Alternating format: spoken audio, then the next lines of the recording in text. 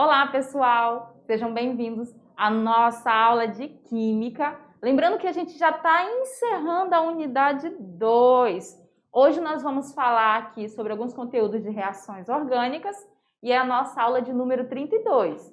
Nós temos ainda a 33 e a aula 34, que é a última aula de conteúdo da nossa unidade 2. E aí a gente vem para a nossa avaliação geral, que eu espero que todos vocês tenham muito sucesso nessas avaliações, viu? Então, vamos lá para a gente ver quais os conteúdos serão trabalhados na aula de hoje. Hoje nós vamos falar sobre reações envolvendo funções halogenadas, funções sulfuradas e compostos organometálicos. Só pelos nomes vocês devem já ter uma noção do que nós iremos tratar na nossa aula, né? Lembrando que quando a gente fala de compostos halogenados, esse nomezinho aqui refere-se a compostos que apresentam halogênios. Quando a gente fala de compostos sulfurados, nós estamos falando da presença do enxofre, né? E os compostos organometálicos são aqueles compostos orgânicos que vai ter a presença de metais. Então, pelo nome, fica bem simples a gente identificar do que nós iremos falar na aula de hoje. Habilidade. Como habilidade nós temos compreender e identificar as principais reações orgânicas. Então, vamos ao que interessa. Uma leve revisão, né, para vocês terem um frescor na mente de vocês em relação aos compostos halogenados. Eles são compostos derivados de um hidrocarboneto pela substituição de um ou mais átomos de hidrogênio pelo mesmo número de átomos de halogênios. E aí a gente tem alguns dos principais halogênios que participam dessas reações: o flúor, o cloro, o bromo e o iodo. Eles vão substituir o hidrogênio do nosso hidrocarboneto, ficando ligado diretamente ao grupo derivado desse hidrocarboneto. Os derivados halogenados, eles podem ser conhecidos como mono, di, tri e tetrahalogenados, né? Isso vai depender do número de halogênios que estão participando da molécula composta, né? Da molécula que foi formada pela reação de halogenação. O que isso quer dizer, professora? Quando eu digo que eu tenho um derivado halogenado monohalogênio, significa que ele tem apenas um átomo de halogênio na molécula. Quando eu digo que ele é dihalogenado, quer dizer que ele apresenta dois átomos de halogênios. Podem esses átomos serem o mesmo elemento ou elementos diferentes, tanto que sejam da família dos halogênios. Quando a gente diz lá trihalogenado, eu estou dizendo que eu tenho 3 átomos de halogênios na minha molécula. Tetra, 4. E penta, de acordo com a quantidade de halogênios que estarão participando da molécula, a gente pode estar classificando em mono, di, tri e assim por diante. Lembrando, halogênios, quem são? Todos os elementos do grupo 17 da tabela periódica. Todos eles são halogênios. E eles, lá na sua valência, apresentam 7 elétrons. Significa que eles têm a disponibilidade de realizar uma ligação, cada um deles, né? O que mais nós temos? A reação de formação dos derivados halogenados, ela é denominada de halogenação. São também conhecidos como haletos ou halogenetos orgânicos. Então, se você ouvir ler em algum enunciado haletos orgânicos ou ainda halogenetos orgânicos, todos eles se referem aos compostos halogenados. Como que a gente tem essas reações, né? São reações de substituição que ocorrem lá nos hidrocarbonetos, né, das cadeias carbônicas, e a gente chama de reação de halogenação. Essa é uma das principais maneiras de se obter compostos halogenados. Para que ocorra a halogenação dos alcanos com o bromo ou o cloro, para que essa reação aconteça, é necessário a presença de luz, que na reação é representado por este símbolo, ou ainda é necessário forte aquecimento, tá? O produto final dessa reação de substituição será um haleto orgânico, ou seja, será um composto halogenado. Então, o que nós temos ali? Nós vimos lá no início da nossa unidade 2 reações que envolvem hidrocarbonetos, lembram? E a gente viu nas reações lá com os alcanos as reações de halogenação, que são reações de substituição dos hidrogênios do nosso alcano por um ou mais halogênios que participam ali da nossa reação. Por que é dito que é reação de substituição? Lembrem-se, o alcano, ele é um hidrocarboneto saturado. Isso significa que os carbonos que participam da nossa cadeia, todos eles apresentam 4 ligações do tipo simples. Então, se o carbono só faz 4 ligações e ele lá nos alcanos já tem as 4 ligações simples, como que o halogênio vai se ligar a esse carbono para fazer parte da cadeia? Somente é possível se um dos ligantes do carbono saia da cadeia, né, da estrutura, para que o halogênio possa ligar-se a esse átomo de carbono. E quem é que vai sair nesse caso? Os átomos de hidrogênio. Digamos assim que a ligação entre os átomos de carbono, elas são ligações mais fortes do que as ligações entre o carbono e o hidrogênio, o que facilita que saia hidrogênio da nossa estrutura ao invés de sair um átomo de carbono.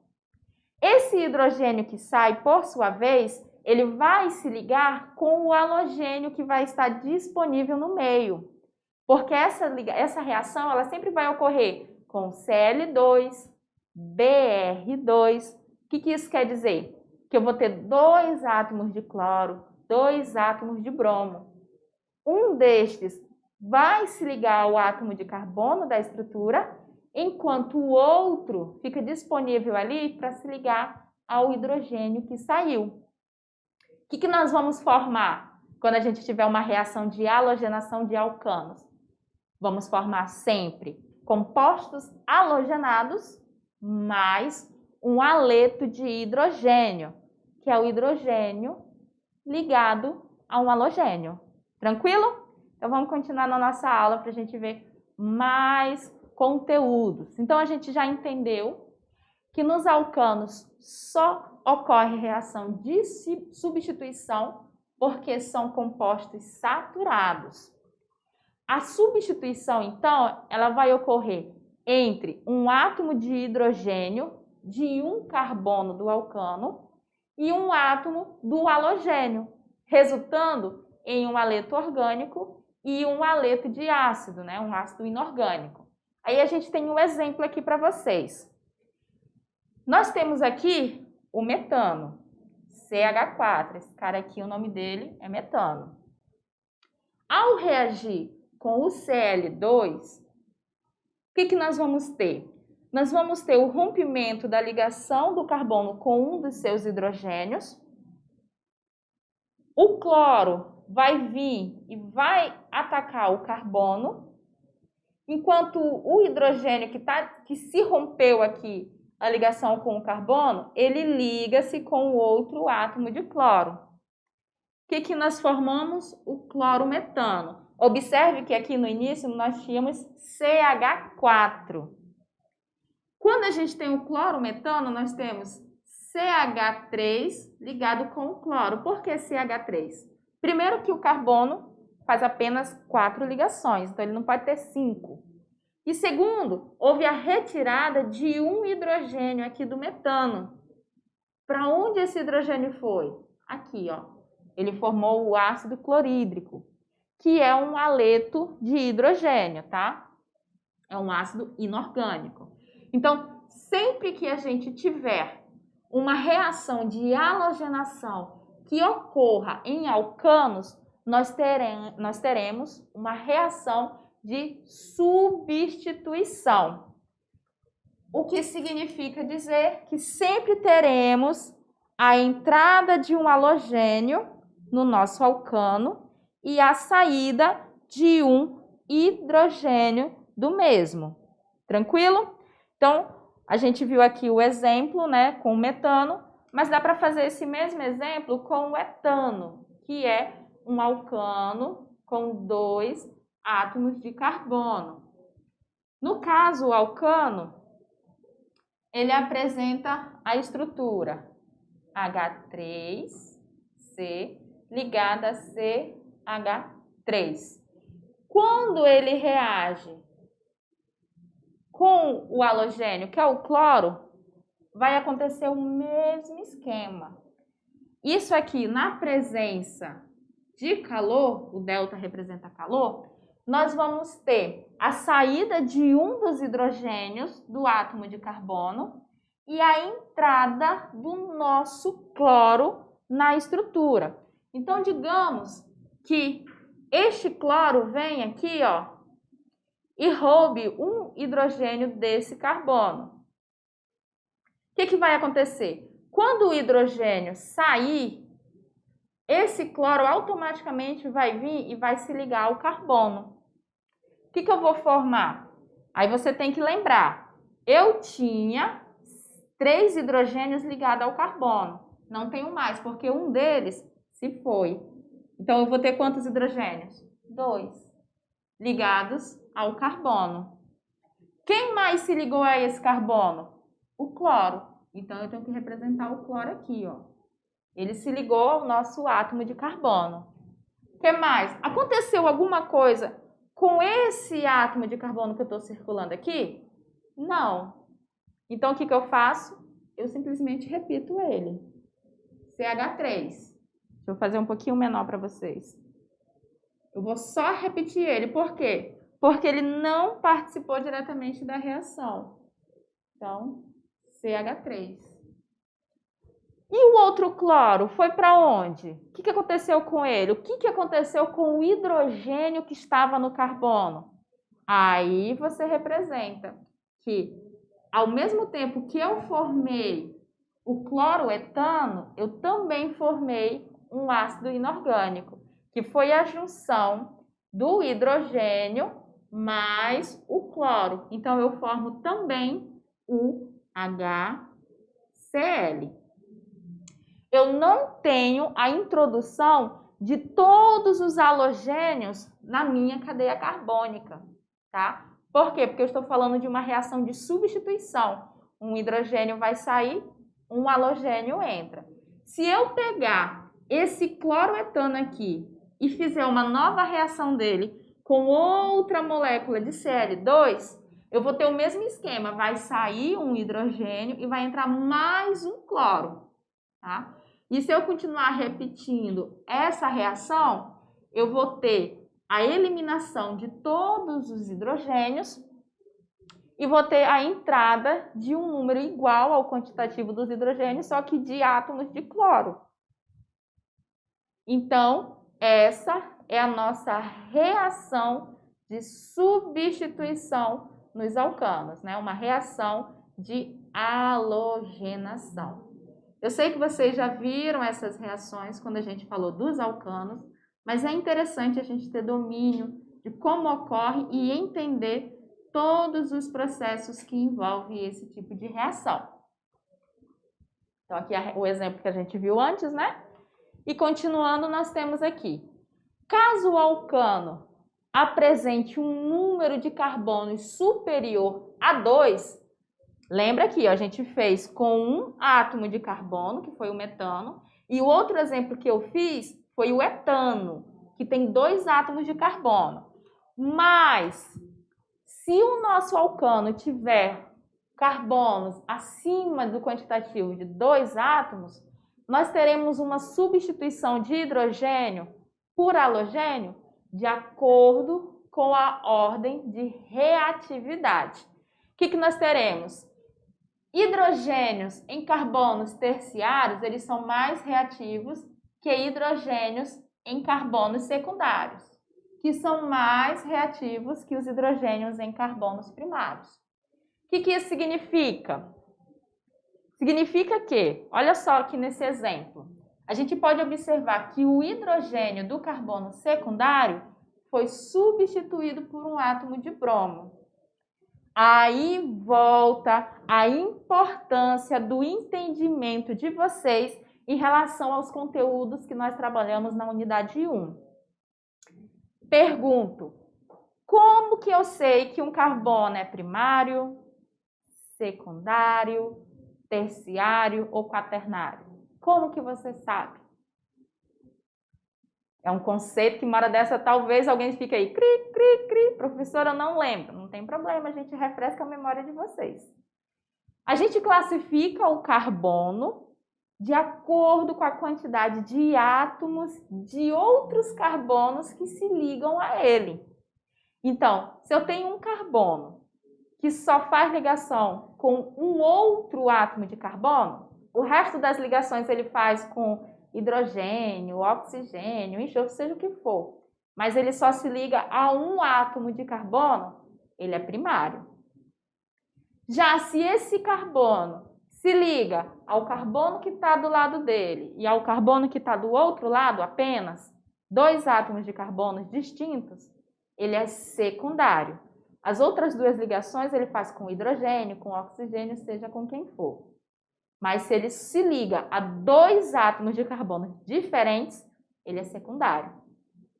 E por sua vez, o terciário, ele vai ser aquele átomo de carbono que faz ligação com outros 3 átomos de carbono diferentes. Pode ser um do lado, um do outro, um para cima. Serão 3 átomos de carbono ligados a ele, por isso ele é terciário. Aí você pergunta, professora, e o quaternário, ele não participa dessas reações? O carbono quaternário, ele faz as 4 ligações dele com carbonos diferentes. Então, ele não tem hidrogênio ligado a ele que possa ser substituído, tá?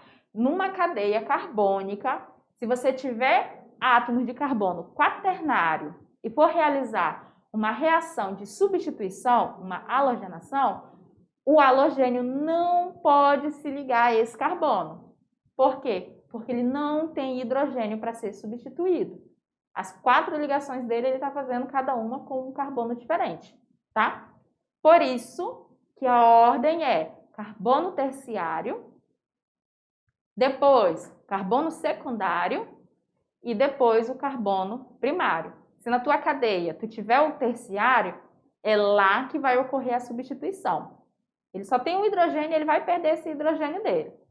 Se tiver carbono secundário, só secundário e primário, vai ser no secundário que vai ocorrer a substituição.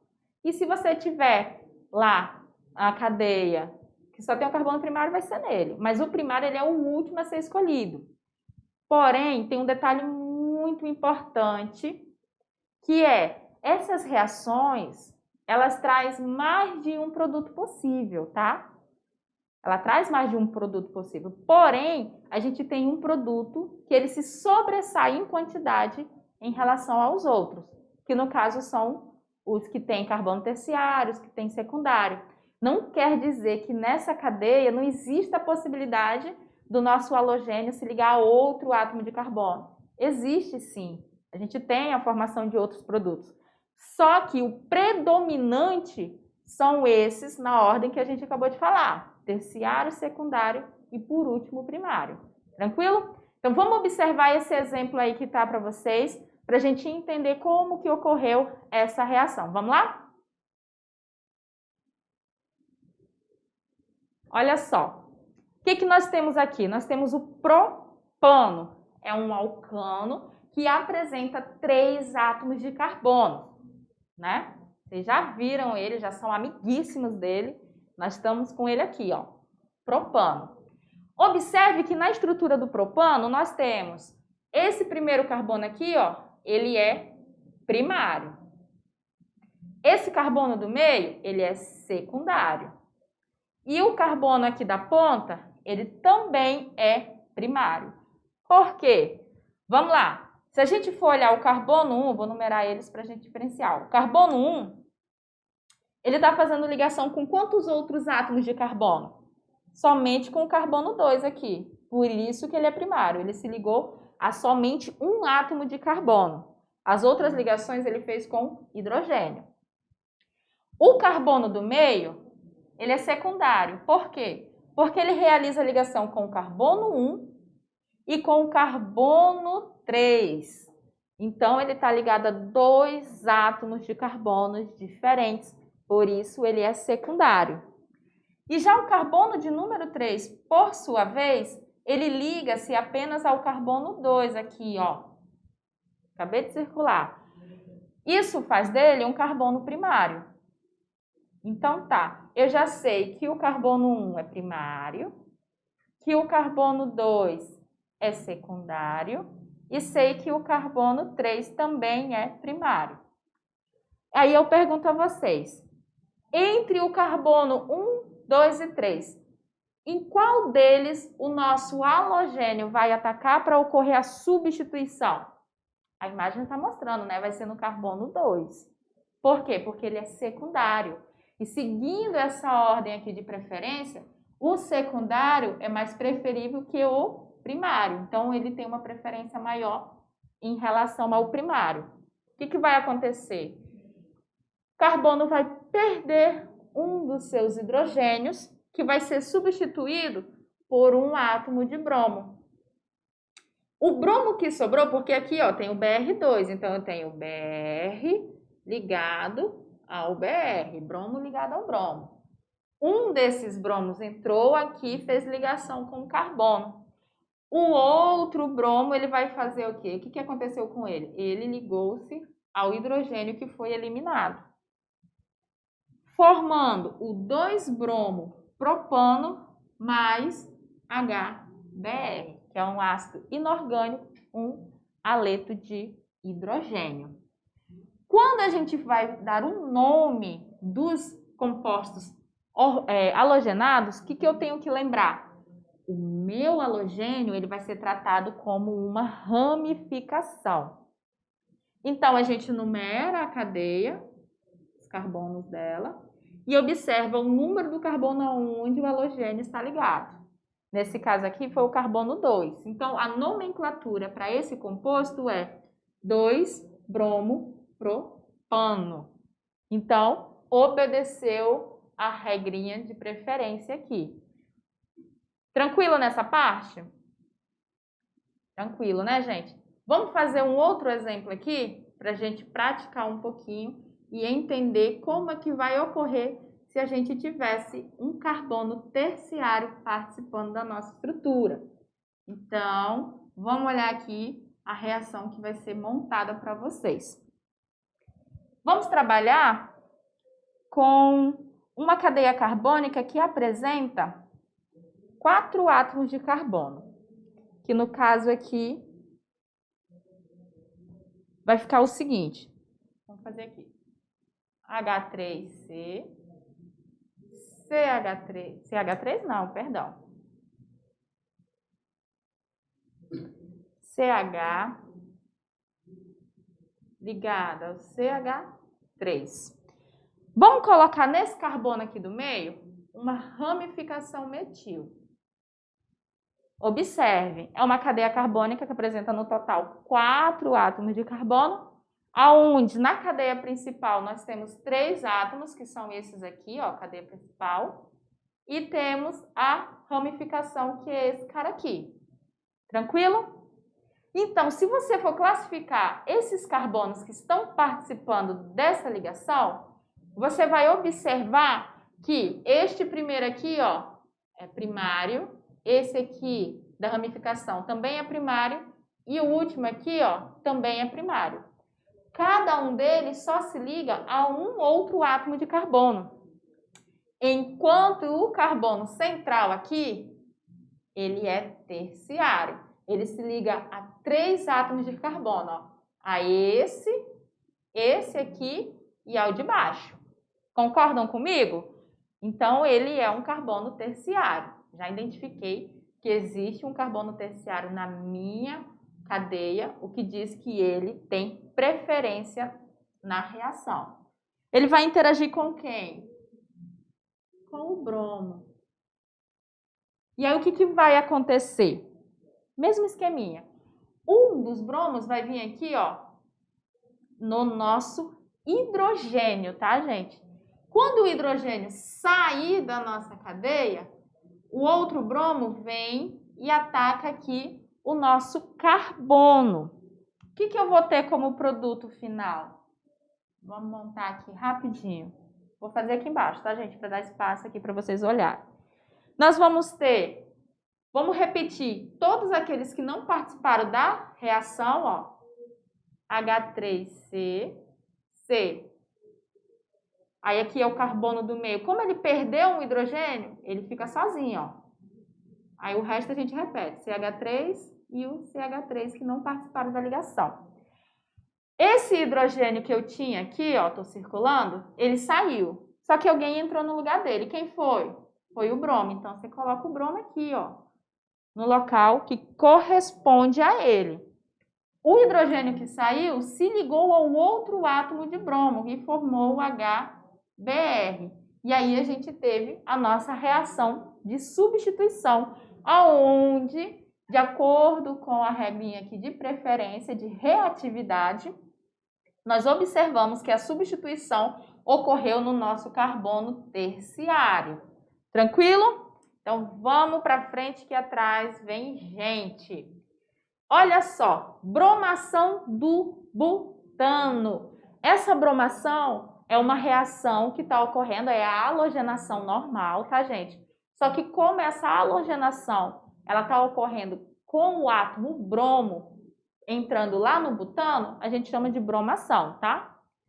Na equação a seguir, a formação do 2-bromo-butano em maior quantidade, por ser prioridade na substituição, será realizada a substituição onde? No carbono secundário.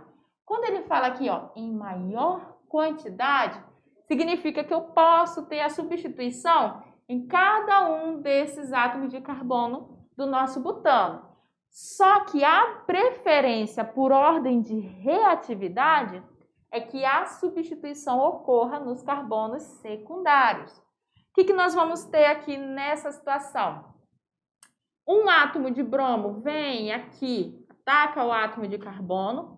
Nós temos a saída do hidrogênio que vai e se liga ao outro átomo de bromo que sobrou. E aí, o que vai acontecer? Nós temos a formação do 2-bromo-butano mais HBr. E você pode até se perguntar, professora, nós não temos aí a presença de 2 átomos secundários? Você observou que no butano nós temos a presença de 2 átomos secundários? E aí você pode falar, professora, quando eu tiver essa situação aí do bromo-butano, ele não podia ter se ligado no outro átomo de carbono que é secundário também? Podia. Mas olha o que ia acontecer. Vamos lá olhar para a gente ver o que aconteceria se ele se ligasse ao outro carbono secundário. Vamos lá olhar no nosso exemplo. Olha só, ele se ligou a esse carbono aqui, concorda? Ó, carbono número 2. Aí tem o carbono 3 e o carbono 4. Se ele tivesse se ligado ao carbono 3, olha o que ia acontecer. O nosso carbono 3 não seria o carbono 3. Por quê? Porque aí a numeração ia começar pela extremidade mais próxima aqui, ó. Ele passaria a ser o carbono 2 e não mudaria o nome do nosso produto. Então, neste caso do butano, se o bromo se liga a qualquer um destes dois carbonos secundários, eu teria o mesmo produto formado. Para a formação de um bromo-butano, que é o produto que tem em menor quantidade, a substituição ela deve ser realizada no carbono primário. Então, observe, na reação com o bromo ligando-se ao butano, este aqui é o nosso produto em maior quantidade. Lembra que eu falei que ele pode se ligar a qualquer um dos átomos de carbono? Pode, mas este daqui é o que vai ocorrer em maior quantidade.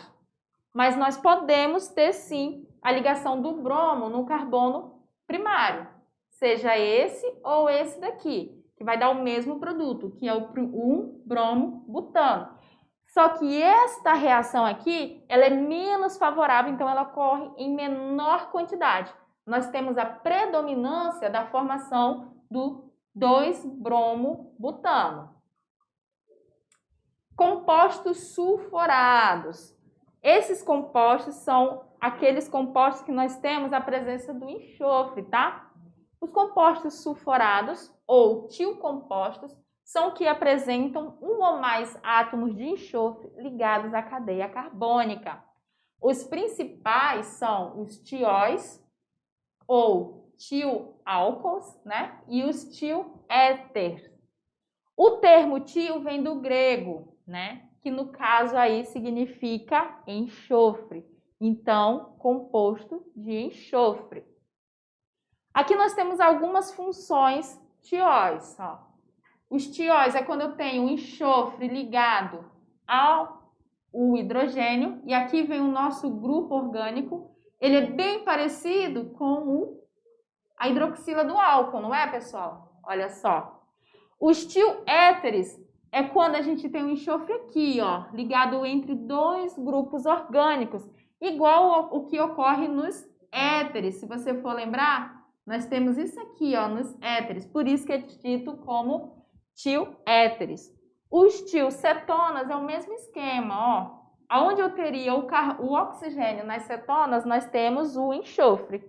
E os tiofenóis, o mesmo esqueminha. Onde a gente teria aqui a hidroxila, nós temos a presença do átomo de enxofre. Alguns exemplos dos tióis, nós temos aqui o pentan-1-tiol, porque o nosso grupo tiol está aqui no carbono 1 e a nomenclatura se dá desta maneira. Aqui nós temos o butan-2-tiol, se a gente for numerar a cadeia, o nosso grupo tiol está no carbono 2, por isso essa sua nomenclatura. Tiols ou tioálcools. Eles são semelhantes ao grupo funcional dos álcools, como eu acabei de falar, né? Os compostos que possuem lá o grupo hidroxila ligado a um carbono saturado, que realiza somente ligações simples. Então, de modo similar, os tióis possuem um enxofre no lugar do oxigênio dos álcools, ou seja, eles possuem o grupo SH, né, ligado, que é o grupo tio, né, ligado ao carbono saturado. Lembrando, gente, que o enxofre ele pertence à família 16 lá da tabela periódica, ou seja, ele está logo abaixo do oxigênio.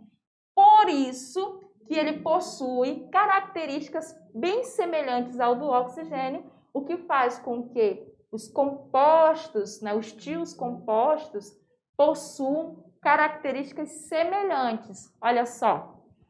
Aqui nós temos o álcool, né? Olha só, o oxigênio ligado à hidroxila. E aqui a gente tem um tiol. Aonde a gente teria o oxigênio, nós temos o enxofre. Aqui nós temos o álcool, que nós chamamos de etanol. E aqui a gente tem um tiol, que nós chamamos de etanotiol. Você pode numerar ou não, porque como tem dois carbonos, aonde ele se ligar, ele vai ser o carbono número 1. Veja que a nomenclatura dos tiols é realizada de forma semelhante à nomenclatura dos álcools, mudando somente o sufixo -ol por -tiol. Obtenção dos compostos sulfurados, né? Geralmente os tiocompostos são moléculas orgânicas que possuem baixa ocorrência na natureza, sendo preciso sintetizá-las em laboratório para uso em maior escala. A obtenção dos tióis ocorre em reações que envolvem o fornecimento de energia térmica, ou seja, calor. Os tióis também são chamados de mercaptanas, que vem da palavra do latim mercúrio captans, que significa capturador de mercúrio, justamente porque os tióis têm a capacidade de reagir com o mercúrio e formar precipitados. Onde eles são aplicados? O etanol-tiol, a sua aplicação maior é dada na síntese de sulfonal, que é utilizado na produção de medicamentos hipnóticos. E aqui nós temos o etano-tiol. Já o butan-1-tiol, ele é importante e ele é adicionado ao gás de cozinha. Vocês sabiam? O gás de cozinha é fundamentalmente formado por gases de butano e propano. E eles não possuem cheiro. Então, eles adicionam o butan-1-ol para quando houver vazamento deste gás, você consiga identificar pelo cheiro, já que os derivados dos tios compostos, eles têm aromas muito desagradáveis, tá? Dos tiocompostos aromáticos, nós temos as mercaptanas, que é o tiofenol, que ele é o mais utilizado. Sua maior importância é na produção por oxidação, ou seja, reagir com o oxigênio. E também de ácidos sulfínicos ou sulfônicos. Olha aqui os ácidos sulfínico e esse aqui é o sulfônico. Assim como é aplicado em misturas com outros gases, atravessam tubulações para que o seu odor seja característico, né, seja detectado. Então, ele é adicionado em gases que não têm cheiro para que a gente possa identificar quando estiver vazando. Tem aquele cheirinho de peixe, de ovo podre? Então, uma das características dos tios compostos é esses aromas desagradáveis. Assim, eles são usados também para a gente poder identificar vazamentos de gases. E por último, e não menos importante, nós temos os compostos organometálicos. São compostos orgânicos que possuem ao menos um átomo de carbono ligado a um átomo de metal. Como, por exemplo, o magnésio, zinco, o lítio, o potássio, o chumbo ou o mercúrio. Devido à eletropositividade do metal, a ligação, quando ela ocorre entre o carbono e o metal, ela tem um caráter iônico considerável, viu? Porque os átomos de metais, eles têm uma grande tendência de doar elétrons, enquanto o carbono ele não apresenta essa característica, tá? Então, aqui como exemplo, nós temos o butil-lítio. Quando a gente dá a nomenclatura dos compostos organometálicos, nós usamos o nome da cadeia aqui, ó, sempre como o radical. Nesse caso aqui, para ser butil, tem que ter 4 átomos de carbono, ó. Ou então a gente chama de pentil-lítio. Lítio é o nome do metal que está ligado aqui. Outro exemplo é o tetraetilchumbo. O chumbo está aqui e ele tem 4 grupos orgânicos etil ligados a ele, por isso o nome tetraetilchumbo. E esse composto, ele é um organometálico aditivo, né, que foi usado durante muito tempo na gasolina. Ele faz com que a octanagem da gasolina seja elevada, pois ele é resistente à pressão, porém ele é muito tóxico e libera as partículas de chumbo, né, que é um metal pesado. A molécula do tetraetilchumbo, ela é útil não pelos átomos de chumbo, mas pela fonte eficaz de grupos etila. Afinal, uma única molécula tem 4 grupos etilas, né? E as ligações que ocorrem entre o carbono e o chumbo, elas são ligações frágeis. E os 4 grupos etila, eles se separam da ligação com o chumbo na câmara quente de um motor de combustão eterna. Então, a gente consegue ter a separação dos grupos etilas que estão presentes no chumbo. Bom, pessoal, essa foi a nossa primeira parte da aula. Já já a gente vem com a nossa revisão.